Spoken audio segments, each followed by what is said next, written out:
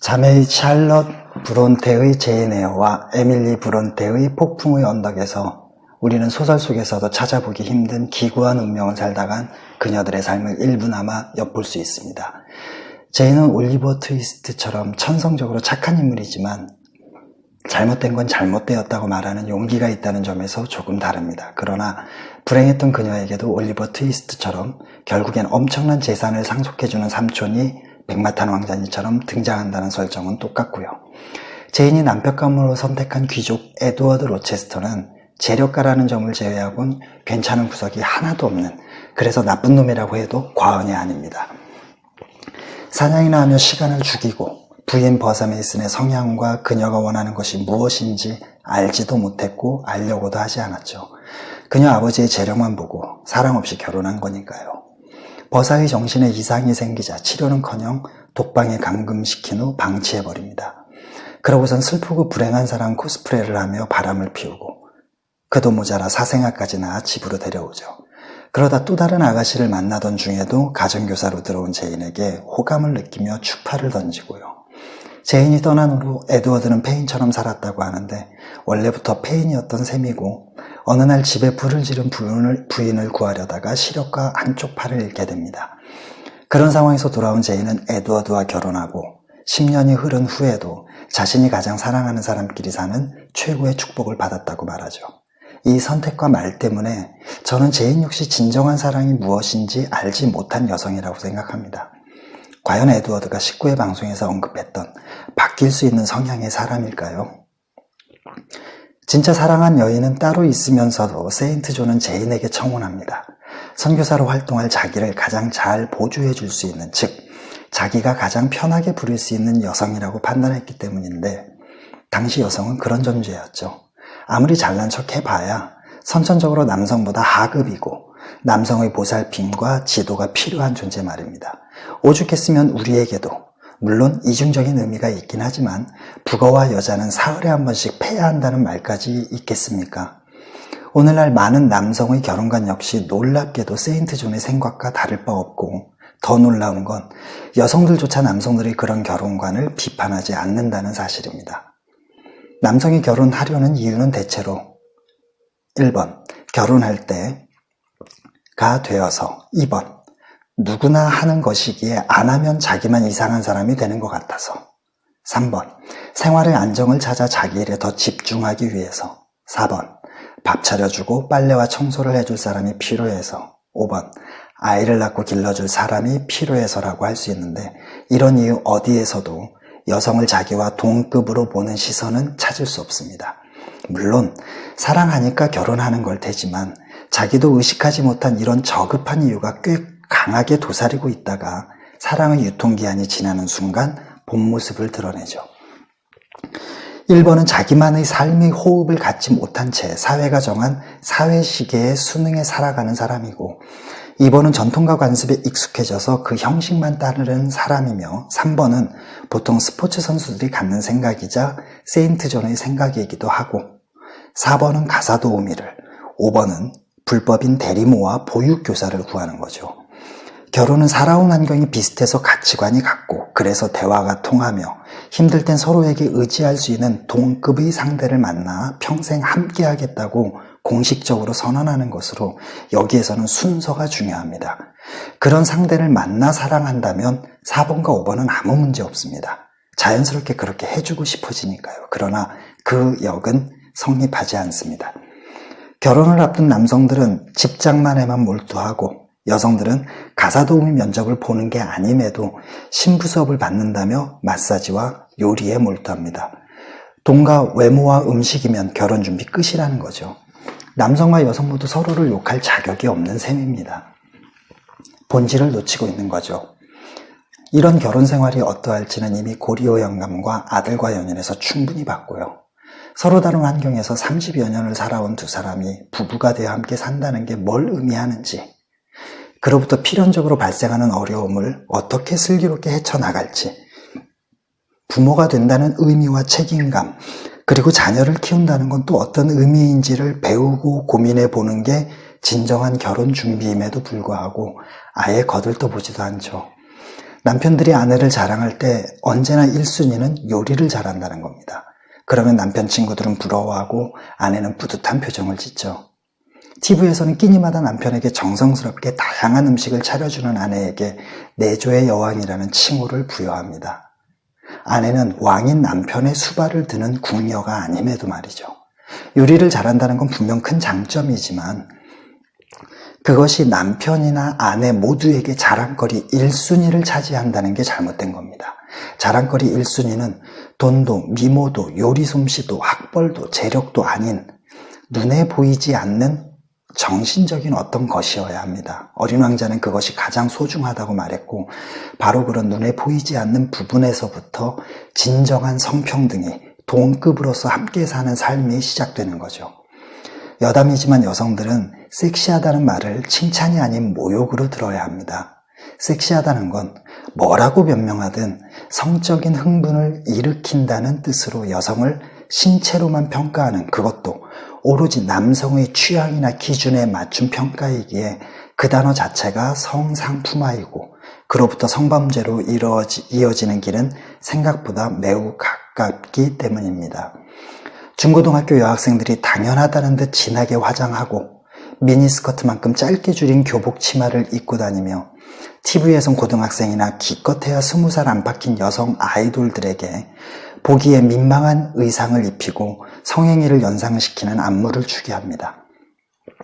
이 모든 게 성을 상품화시키는 것임에도 불구하고 마치 그런 아이돌들의 의상과 안무를 따라할 줄 모르면 큰일이라도 나는 듯 초등학생부터 성인까지 그녀들과 비슷하게 입고 그녀들의 안무를 배우기 바쁘죠. 그러면서 그런 행동을 아름다움을 추구하는 건 여성의 본능이며 표현의 자유라는 말로 포장합니다. 나는 당신의 의견에는 반대하지만 당신이 말할 수 있는 권리를 보장하기 위해선 힘껏 싸우겠다고 말한 볼테르처럼 저도 표현의 자유를 지지하고 일상 곳곳에서 아름다움을 추구합니다. 하지만 모든 것엔 정도가 있는 법이고 과유불급이죠. 성의 상품화에는 반발하면서 섹시하다는 말은 좋아하고 자기들을 성적 대상으로 음흉하게 보지 말라면서 아이돌 같은 의상을 입고 안무를 따라하는 여성들은 비난을 피할 수 없습니다. 할 수 없는 걸 시키는 건 시키는 사람의 잘못이죠. 제가 남성이라서가 아니라 모든 남성이 예술가나 신부나 승려가 아닌 이상 어떻게 그런 여성들을 순수하게 미적 관점으로만 바라볼 수 있겠습니까? 혹여 그런 남성이 있다 해도 그 역시 되레 무슨 남자가 숫기가 하나도 없어 라는 비난을 받을 수도 있는 일이고요. 나에겐 문제가 없다고 생각하는 순간부터 모든 잘못의 원인과 비난은 외부로만 향할 수밖에 없고 그 결과는 협력과 공생이 아니라 너 죽고 나 살기가 됩니다. 손뼉은 마주쳐야 소리가 나듯 남녀 모두가 막무가내로 서로를 비난하는 무지함을 버리고 열린 마음으로 서로가 자신들부터 돌아보고 상대방을 인정하며 이해하려고 노력하는 데서 변화는 시작된다는 사실 잊지 마세요. 어디까지가 사랑이고 어디서부터 집착인지 깊이 생각하게 만드는 에밀리 브론테의 폭풍의 언덕은 카라마조프 신의 형제들의 요약본이라고 해도 될 만큼 세상의 부부와 그 자녀들이 매우 복잡하게 얽히고 설켜 있습니다. 그 매듭을 풀어가며 읽는 게 또 하나의 재미일지도 모르겠습니다만 등장인물들의 이름에 본명과 예명이 섞여 있고 캐서린과 에드가 부부의 경우엔 엄마와 딸의 이름이 똑같기도 해서 주의가 필요합니다. 위대한 개츠비처럼 마음의 상처를 입고서 타지로 떠났다가 몇 년 만에 거부가 되어 돌아온 히스클리프는 지독하리만치 철저한 복수를 시작하죠. 그가 자녀 세대에게 행한 일을 보면 일말의 애정이나 인간의 본성인 측은지심조차 찾아볼 수 없고요.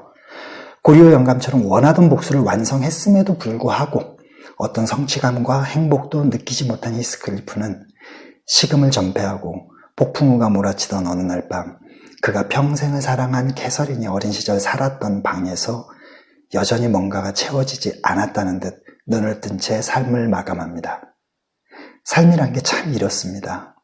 평생 일관된 나쁨도 일관된 좋음도 없죠.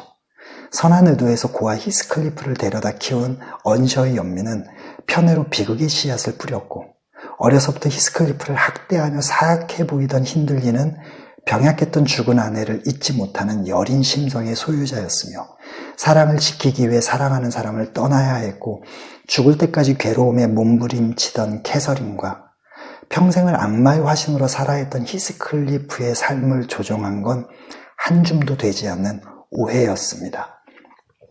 누구나 큰 건 눈에 보이기 때문에 주의하지만 작은 건 신경 쓰지 않는 한 눈에 잘 띄지 않아 무심코 지나치기 마련입니다. 사소한 것에 신경 쓰지 말라는 말이 적용될 때가 많지만 어떤 것이 작다고 해서 그것이 중요하지 않다고 생각하는 건 재앙으로 이어질 수도 있습니다. 모든 구조물의 안정성은 볼트와 너트 또는 나사 같은 별것 아닌 가장 작은 요소에 달려있죠. 비행기 정비사가 사소한 문제가 있긴 하지만 괜찮습니다 라고 이사한 새 아파트 벽마다 금이 가 있는 걸 보며 건설업체 관계자가 걱정하지 마세요. 사소한 건데요 뭘 이라고 말하는 걸 원하는 사람은 없습니다. 마찬가지로 인생이라는 구조물의 안정성도 바로 오늘 하루, 1시간이라는 사소한 것들에 달려있음을, 즉 까르페 디엠임을 잊지 마세요. 이와 관련해서 살펴보고 싶은 두 가지가 있습니다. 첫째는 경제적 상술에서 가장 많이 사용되는 방법인데요. 타인에게 뭔가를 얻어내고자 할 땐 우선 큰 요구를 했다가 점점 요구의 크기를 줄이면 상대방은 전자의 요구와 비교했을 때 후자의 요구가 훨씬 더 작고 사소하게 느껴져 순순히 응하게 됩니다. 이것을 대비 효과라고 하죠. 10만 원은 큰 돈입니다. 그런데 정가 15만 원짜리를 10만 원에 세일 판매한다면 그때 10만 원은 그냥 10만 원, 처음과는 달리 싼 가격, 작거나 별것 아닌 액수로 느껴집니다. 둘째는 사기꾼들의 전형적인 수법으로 대비 효과와 정반대인 발들여놓기 기법입니다. 작은 제안에 동의하게 했다면 서서히 큰 제안으로 옮겨도 동의할 가능성이 커진다는 건데 쉽게 말해서 믿음이 쌓이는 방법을 흉내내는 거죠. 처음엔 10만 원을 빌려달라는 말에 뭐 그까짓 거 떼어먹으면 할 수 없지 뭐 라는 생각에 빌려줬는데 약속한 날짜에 그것도 이자까지 받았습니다. 얼마 후 50만 원을 빌려달라고 해서 좀 큰 액수인데 어쩌지 하며 머뭇거리다 빌려줬는데 또 약속한 날짜에 이자까지 받죠. 그러면 이후 액수가 커져도 흔쾌히 빌려주게 되고 그러다 사기꾼이 의도한 액수에 도달하는 순간 사기꾼은 돈과 함께 잠적하는 거고요.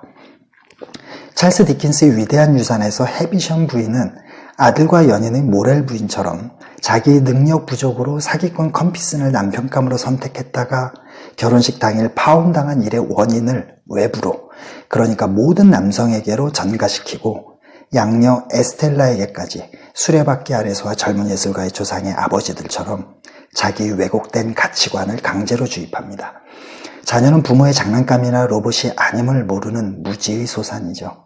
탈옥스 아벨 메구이치 역시 해비션 부인과 똑같은 이유로 주인공 핍을 선택해 신사교육이라는 허상을 쫓게 만든 거고요. 에스텔라는 아들과 연인의 차남 폴처럼 잘난 척하고 속물 근성을 가진 벤틀리와의 결혼 생활에 실패한 후에야 제인 오스틴의 주인공들처럼 삶이 변했고 주위의 성인군자 같은 매형 조 가저리와 진실한 친구 비디와 허버트 포킷 그리고 훌륭한 멘토인 매튜 포킷 등 좋은 사람들이 여럿 있긴 했지만 무엇보다도 핍이 인격적으로 성숙할 수 있었던 배경은 다름 아닌 19회 방송에서 언급한 아비투스에 해당하는 그 자신의 성향 때문이라고 할 수 있습니다. 항상 자기 감정과 생각과 행동을 반추하는 게 몸에 밴 사람은 나쁜 길에 들어섰더라도 얼마 지나지 않아 올바른 길로 돌아올 수밖에 없는 법입니다.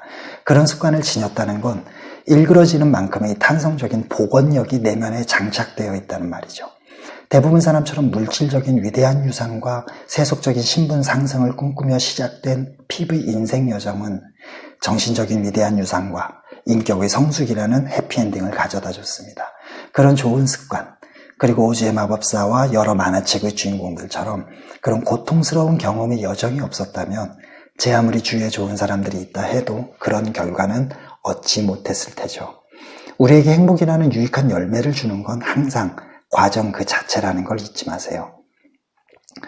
아들과 연인의 작가이기도 한 데이비드 로렌스의 채털리 부인의 사랑과 더불어 한때 외설적인 장면을 적나라하게 표현했다며 비난받던 작품이 귀스타브 플루베르의 마담 보바리입니다. 주인공 엠마 루어의 남편인 샤를 보바리 역시 심성이 악한 건 아니지만 소심하고 우유부단합니다. 그런 성격이 결코 좋은 게 아니라는 사실은 이미 제인 오스틴의 3부작을 통해서 살펴봤고, 3부작의 둘째 딸들처럼 엠마 역시 환상 속에 사는 개념 없는 아가씨였죠. 결혼하기 전까지 그녀는 사랑을 느낀다고 여겼었다. 그러나 그 사랑에서 응당 생겨나야 할 행복이 찾아오지 않는 것을 보면 자신이 잘못 생각한 것이 아닌가 하는 의문이 생겼지만, 그 의문은 자기가 생각하는 사랑의 정의가 잘못된 건 아닐까 하는 올바른 의문이 아니라 대상에 문제가 있는 건 아닐까 하는 잘못된 의문이었습니다. 역시 모든 원인과 잘못을 외부로 돌리는 거죠.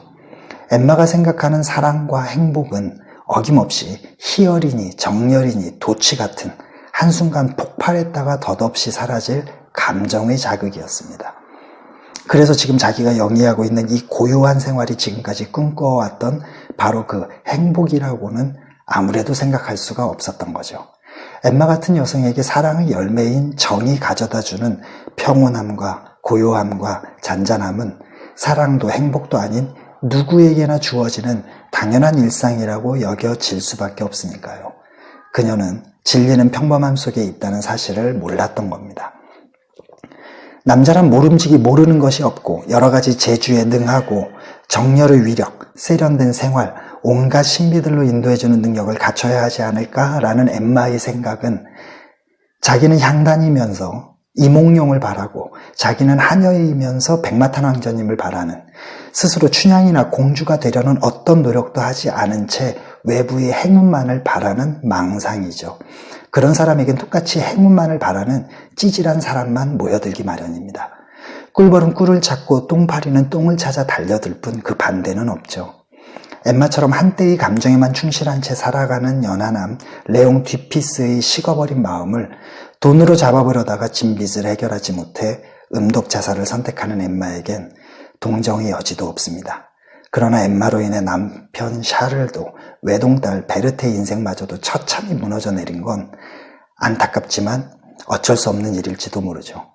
카오스 이론이나 불교의 연기설이 말하듯 모든 건 연결되어 있고, 마르크스의 말처럼 사람은 관계들의 총체입니다. 따라서 친구나 지인 한 명도 신중히 사귀세요. 그들 하나하나로 인해 원하든 원하지 않든 여러분 자신과 여러분의 삶이 변하니까요. 빅토르 휴고는 웃는 남자에서 눈 속에서 얼어 죽기 직전인 주인공 그인 플레인을 발견해 키워준 남자를 우르수스로, 그가 키우는 늑대는 호모라고 이름 짓는 언어 유희를 보여줍니다. 웃게 한다는 것은 잊게 한다는 것이다. 망각을 나눠주는 사람, 이 지상에서는 얼마나 고마운 사람인가. 맞는 말이긴 하지만 지금처럼 TV와 인터넷에서 대대적으로 국민을 언제나 행복해서가 아니라 실없이 웃게 하면서 망각을 나눠주는 건 큰 문제가 됩니다. 그런 노력은 이미 결실을 보고 있죠. 대부분 사람이 TV나 유튜브 앞에서 실없이 웃는 걸 중요한 일과로 여기게 되었고, 문자 메시지와 카카오톡 그리고 일상 대화에서도 실없는 소리만 난무하며 심지어는 이모티콘이 아름다운 한글마저 위협하고 있고, 그 결과 이제는 잠시나마 뭔가를 깊이 생각해 보려 해도 생각이 진척되지 못하며 미풍에도 날리는 먼지처럼 잠시도 멈춰 있지는 못하게 되었습니다. 휴대전화를 터치하고 슬라이딩하는 손과 눈의 속도에 두뇌가 길들여진 거죠. 잠시 신분 상승에 눈이 멀긴 했지만 그인 플레이는 출생의 비밀이 밝혀지면서 자기에게 찾아온 변화를 국가를 개혁하는 기회로 삼고자 했습니다. 이렇게 자기 심지를 지키고 올바른 결단을 내릴 줄 아는 사람은 극히 드물죠. 자기 생각이 없는 사람에게는 그의 것이라고 할 만한 행위도 없다. 그것이 왕이라고 해도 참 멋진 말입니다. 자기가 아무리 고군분투해봐야 개인의 힘으로는 사회의 부조리를 단 하나도 바꿀 수 없음을 깨달은 그인 플레인의 언어장애인들을 대신해 말을 한다는 건 아름다운 일이다. 그러나 청각장애인들에게 말을 한다는 건 서글픈 짓이라는 말은 시사하는 바가 큽니다. 공자는 배우려고 하지 않는 사람은 자기도 가르칠 수 없다고 말했고, 예수도 대부분 설교의 끝을 귀 있는 자는 들을지어다 라는 말로 마무리했죠. 귀를 닫은 사람에게 무슨 말을 하고 그와 어떤 대화를 할 수 있겠습니까? 그런 사람은 아무 소리도 들리지 않기에 자기 생각만 주야장천 내뱉을 뿐이고, 자기 목소리도 들리지 않게 점점 더 목소리를 키울 뿐이죠. 반에서 영향력 있는 친구들이 돌아가며 반을 이끌면서 인기에 부합하고 좋은 건 자기들만 누리려 하는 통에 반 운영은 엉망이 되었습니다. 보다못해 조용히 지내던 여러분이 그들 중 한 명과 반장 선거에서 경쟁했고 여러분이 이겼죠. 하지만 과연 이게 축하할 일일까요? 큰 포부를 지니고 당선되었으니 열심히 일하고 싶겠지만 아무도 여러분을 도와주지 않을 겁니다. 부반장과 여러 부장은 기존의 영향력 있는 친구들이 차지했을 테니까요. 여러분이 하고자 하는 일마다 그들은 힘을 앞에 딴지를 걸 테고 그렇게 여러분이 뭔가를 하겠다고 말한 것들이 하나 둘 이루어지지 않는 상황이 반복되죠. 그러면 그들은 여러분을 향해 목소리를 높이기 시작합니다. 네가 반장이 된 후로 한 일이 뭐가 있냐? 능력도 없으면서 왜 반장이 됐냐? 네 무능력 때문에 우리 반이 이 꼴이 된 게 보이냐고 말이죠. 진척된 일이 없는 건 그들의 회방 때문이고 여러분이 능력이 있는지 없는지 펼쳐보일 기회조차 주지 않은 것도 그들이며 반이 엉망이 된 건 이미 예전부터 그들이 만들어온 결과이지만 그들이 반을 운영할 땐 잘 돌아가는 척 감추고 덮어온 까닭에 여러분 때에 터진 일처럼 보이는 것임에도 불구하고 반 친구들까지도 그들이 선동에 넘어가 맞아, 생각해보니 그렇네? 라며 여러분을 향한 비난 행렬에 동참할 겁니다. 이것이 우리나라 정치사에서 항상 벌어지는 상황입니다. 서로 공자나 맹자가 이 땅에 태어나 대통령이 된다고 해도 결국엔 욕먹으며 그 자리에서 내려올 수밖에 없는 왜곡된 구조이죠. 자기 지지 기반 또는 충분한 세력 없이는 어떤 조직에서도 능력을 펼칠 수 없습니다. 그래서 깨끗한 한두 명이 국회에 들어가 봐야 똑같아지든지 아니면 다시는 정치에 발을 들이지 않겠다며 나오든 둘 중 하나일 수밖에 없는 거고요. 라이놀드 니버가 지적했듯이 개인은 도덕적이더라도 사회는 비도덕적이기 때문입니다.